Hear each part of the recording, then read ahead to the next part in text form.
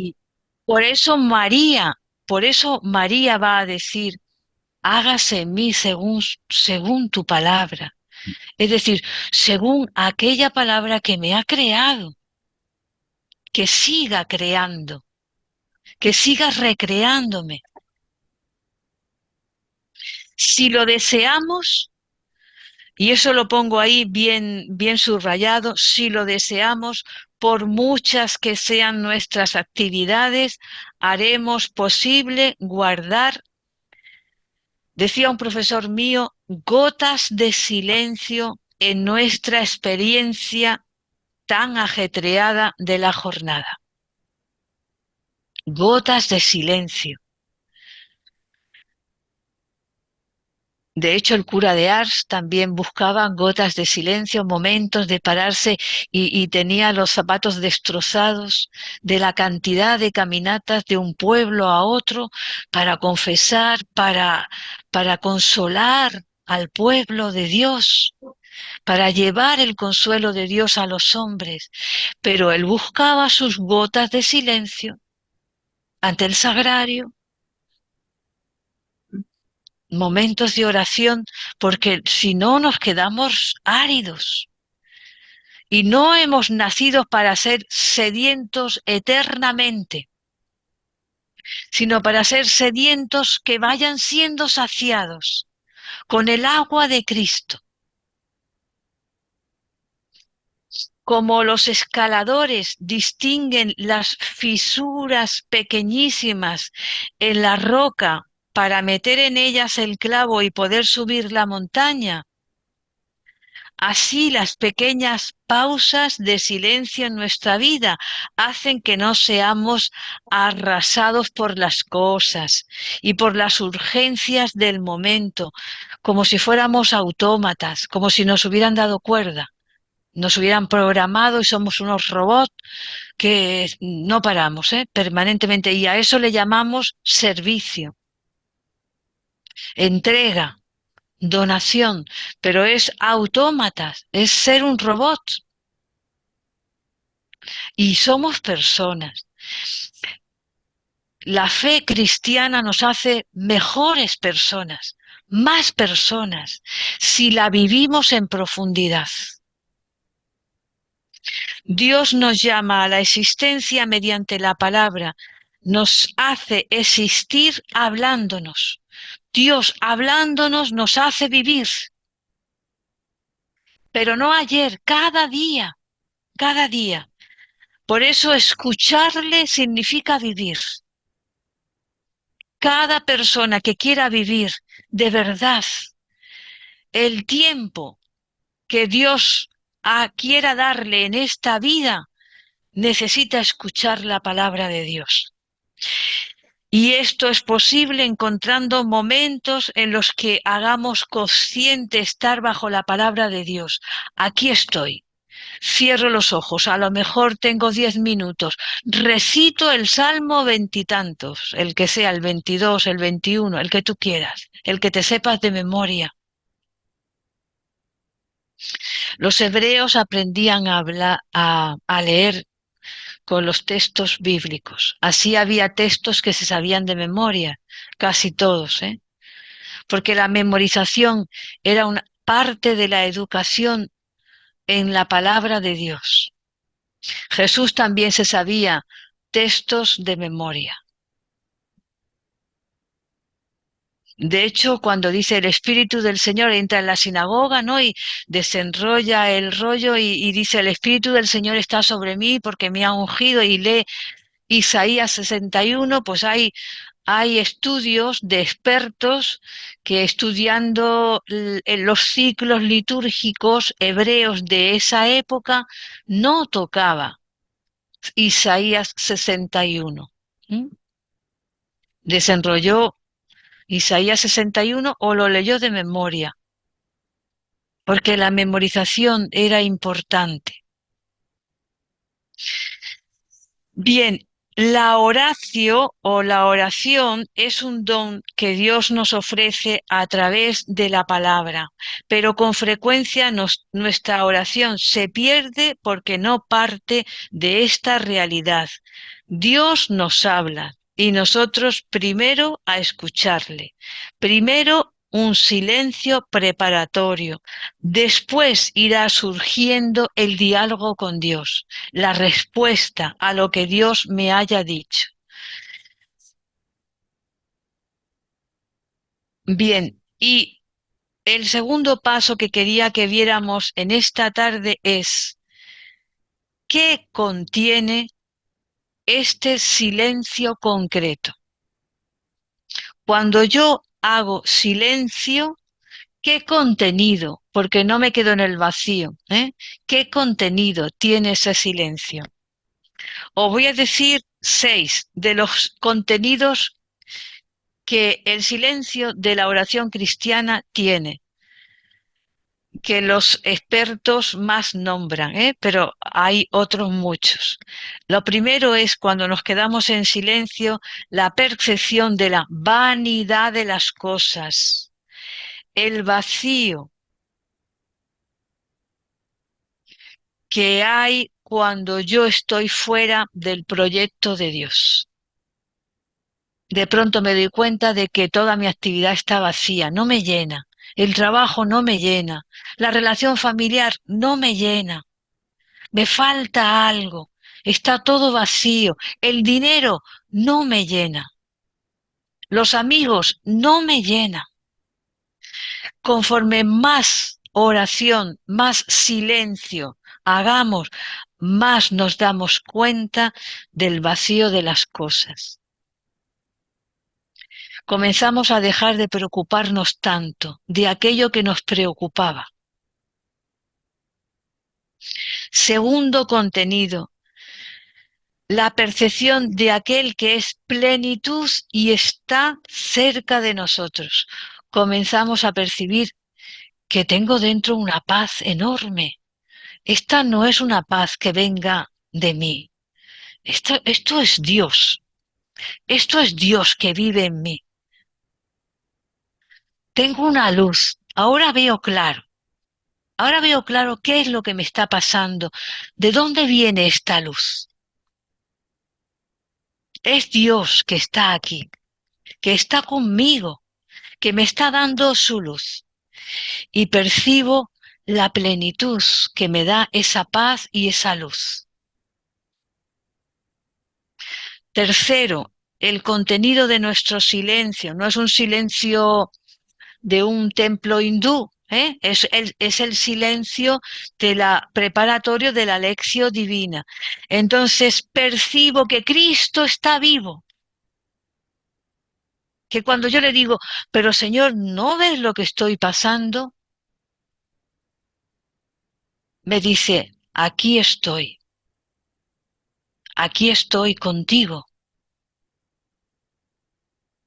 no te abandono. O me dice, yo soy tu pastor, aquí estoy. O me dice, no temas, no temas, estoy contigo. En medio de ese silencio. Y voy percibiendo que Cristo está vivo y vivo presente en mi vida. No lo puedo ver con estos ojos, no lo puedo oír con estos oídos, lo oigo con el corazón, interiormente, pero real. Cuarto contenido del silencio, la percepción de la voluntad de Dios como norma de vida. Ah, ahora sé por dónde tengo que ir. Es, es perdonar. Es el rencor lo que me está bloqueando. Es el recordar el daño que me han hecho, lo que me está paralizando y no puedo orar. Y claro, que tu voluntad es perdonar, pero no porque tú tengas una voluntad caprichosa, sino porque es eso lo que me va a dar la vida. Y te inspira, te atrae el Señor hacia el perdón. Perdona, perdónales, porque no saben lo que hacen. Te dirá Jesús, perdónales.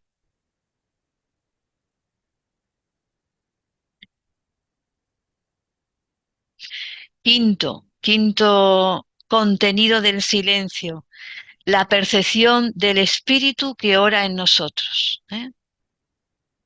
Podrás oír al Espíritu que dice, Abba, Padre, hoy estarás conmigo en el paraíso, porque es el Espíritu de Jesús. Ha sido derramado en nuestros corazones. Percibirás que el Espíritu y que eso no eres tú, con toda claridad, no eres tú el que lo está diciendo, es el Espíritu que te está, porque no ocurre cuando a ti te dé la gana, sino cuando Él te hable, cuando tu silencio sea profundo. La iniciativa la tiene Él, tú no diriges la oración. Es Él el que va por delante dirigiendo tu vida, tu oración, si tú la pones en sus manos.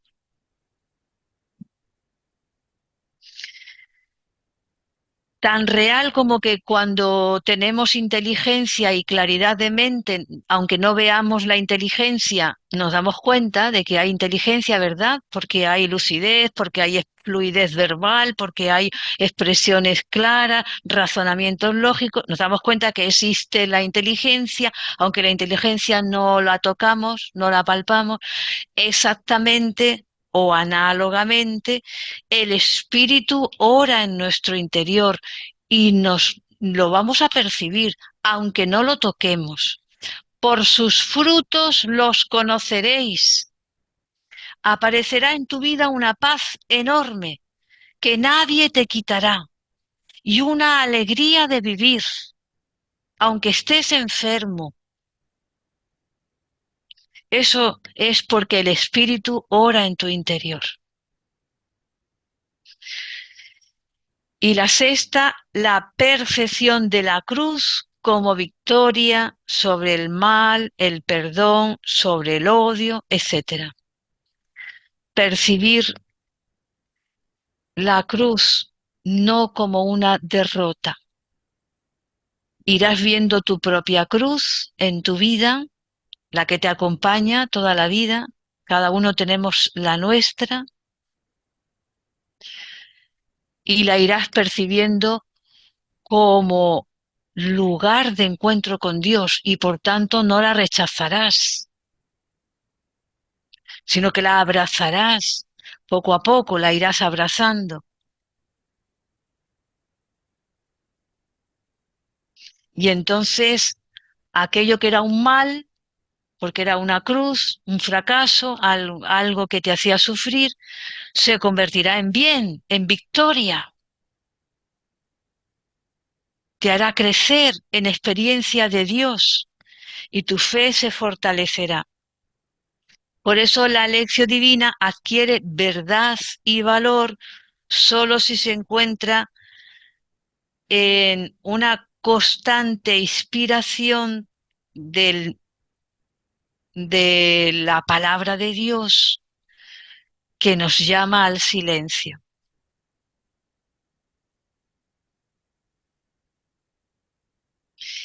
Y este silencio preparatorio de la lección divina, aunque se ore en comunidad con hermanos que sostienen y reaniman la oración, se tiene que vivir también personalmente, un silencio personal, no solamente el silencio comunitario. Lo digo para las que viven en comunidad. Este silencio era parte de la esponsabilidad del monacato. Y la iglesia entera, el monacato, subraya la esponsabilidad, es decir, la pone de manifiesto, la pone como en candelero. para que luzca y todo el mundo la vea, pero es la Iglesia entera la que está llamada a vivir la esponsalidad. Es la esposa de Cristo. Es un silencio que custodia la soledad para el encuentro con el esposo, el Señor. No el, el juez que te va a condenar, que te viene a aplastar, es el esposo que viene te ha ido embelleciendo a lo largo de la vida y después de embellecerte y de prepararte para los desposorios, viene a desposarse. Y esta esponsalidad se intensifica en la estacio que introduce en la lectura orante de la Biblia. San Bernardo tiene un bellísimo sermón que lo he utilizado muchas veces para hablar del silencio. Lo voy a leer brevemente, un trocito para los que se han conectado recientemente, pero utiliza San Bernardo la imagen de la tórtola para hablar de él con todo detalle, del silencio. Y tiene una visión muy práctica. Nos puede servir a cualquier cristiano. No tiene que ser solamente la comunidad de monjes cistercienses o trapenses, ¿eh? Dice así: el Señor te ha mandado cómo debes cumplirlo. Él cumplió lo que dijo. Pasaba las noches orando a solas. Haz tú lo mismo. Estarás solo si no piensas en torpezas, si no te afecta lo presente, si desprecias lo que angustia a muchos, si te aburre lo que todos desean, si evitas toda discusión, si no te impresionan las desgracias, si no recuerdas las injurias. De lo contrario, no te encontrarás solo ni en la soledad más absoluta. ¿Ves cómo puedes vivir solo rodeado de muchos y entre muchos solo? Puedes estar solo por frecuente que sea tu trato con los hombres. Atención, y esto es lo que quería remarcar: líbrate únicamente de ocuparte en vidas ajenas como juez temerario o como espía curioso. Fijaos, juez o espía son las dos imágenes que destruyen el silencio. Ya sea el silencio de un monasterio, ya sea el silencio de un cristiano, de un fiel cristiano, que en medio del mundo quiere vivir su fe madura. Por eso, en esta educación al silencio que vamos trabajando en la escuela de oración, necesitamos evitar toda discusión, etcétera, no pensar en torpezas. ¿Por qué? Porque todo esto viene a llenar nuestro corazón de tonterías que no te ayudan a encontrarte con Dios. Y es Dios lo que va a dar sentido a tu vida.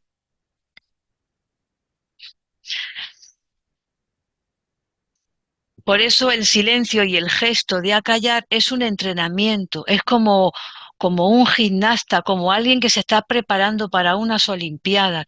Solamente que dice San Pablo que ellos, los que se preparan para la olimpiada, hacen todo este entrenamiento para una corona finita que se va a acabar. Nosotros para la gloria de Dios, es decir, para una corona que no se marchita, para vivir con Dios eternamente. Por eso tenemos las primicias ya aquí. Ya aquí podemos vivir el encuentro con Dios, un encuentro orante. Y con el silencio, lo único, ya voy a ir terminando, que se desea es caminar, no que seamos unos altaneros ahora que vayamos por el mundo dando lecciones de silencio, porque nadie sabe vivir el silencio como nosotros. sino para caminar hacia el señorío del amor. Leemos para amar, pasando por la cruz. El amor hasta el extremo, pasando por la cruz, por renunciar a nosotras, a nosotros mismos, por entregarnos, por renunciar a nuestros planes en favor de los demás, transformando nuestra voluntad y conformándola a la voluntad de Dios. Para esto es el silencio, para amar. Es una pequeña ascesis que nos dispone a tener un corazón que se va transformando, moldeando con la mano, con las manos de Dios. Y hasta aquí la educación al silencio. He dado unas breves pinceladas, en la clase pasada y en esta clase.